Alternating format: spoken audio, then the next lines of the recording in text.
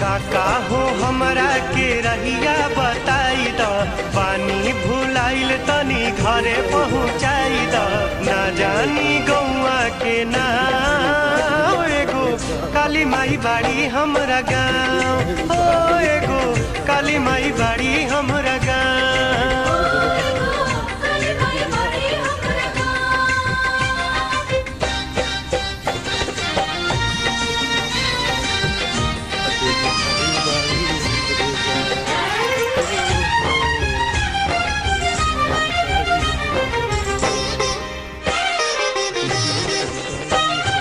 घूमे खाती आइल रही नवरात्र के मेला, छूटल सबके संग दादा हो गईनी अकेला।